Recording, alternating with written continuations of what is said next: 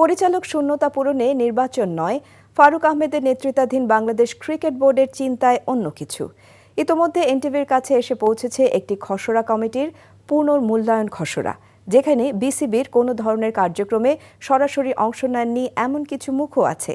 বিসিবির সাবেক যুগ্ম সম্পাদক রফিকুল ইসলাম বাবু প্রস্তাবিত এই খসড়াকে উদ্ভট বলে বর্ণনা করেছেন।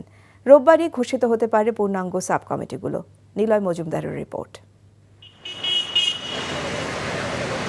অন্তর্বর্তীকালীন সরকার দায়িত্ব নেওয়ার পর বিসিবিতে যে পরিবর্তনের ঢেউ লেগেছিল তাতে ঝরে পড়েন নাজমুল হাসান পাপন সহ অনেক প্রভাবশালী পরিচালক। তাদের শূন্য পদগুলো গত কয়েক মাস ধরে শ্লথ করে দিয়েছে বিসিবির কার্যক্রম। সমালোচনা আছে এক ফারুক আহমেদ নিজে অনেক কিছু করতে গিয়ে এ সংকট। ধারণা করা হচ্ছিল শূন্য পদগুলোতে নির্বাচন দিতে জাতীয় ক্রীড়া পরিষদকে জানাবেন বোর্ড প্রধান। তবে সাময়িক সমাধান হিসাবে 9 পরিচালকের এই বোর্ড কাউন্সিলরদের দিয়ে সাব কমিটিগুলো পূর্ণ করার চেষ্টা করছে। যে খসড়া তালিকা তৈরি করা হয়েছে সেখানে ক্রিকেট পরিচালনা বিভাগের প্রধান হিসেবে রাখা হয়েছে নাজমুল আবেদিন ফাহিমকে। তাকে প্রধান করা হয়েছে নারী কমিটিরও। পরিবর্তিত সময়ে যে ধরনের ক্রীড়া সংগঠকরা আসা উচিত ছিল এখানে সবার প্রতিফলন আমরা দেখতে পাইনি। সুতরাং যে কমিটিগুলি করা হয়েছে এটা আংশিক কমিটি।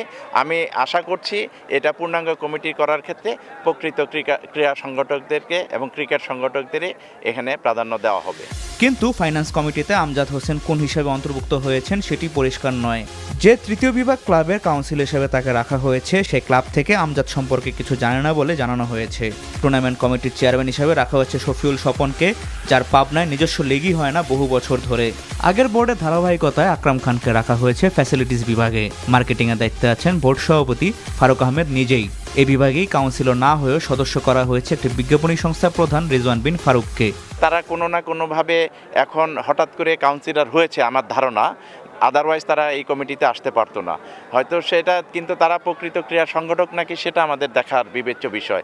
আমরা চাই প্রকৃত ক্রীড়া সংগঠক এবং যারা অনেক কাউন্সিলর আছে তারা এবং ভালো ভালো কিছু খেলোয়াড়ও বাদ গেছে এখানে, তাদের আসা উচিত এখানে ক্রিকেটকে এগিয়ে নেওয়ার জন্য।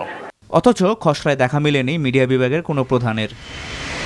Niloy Majumdar, NTV news, Dhaka.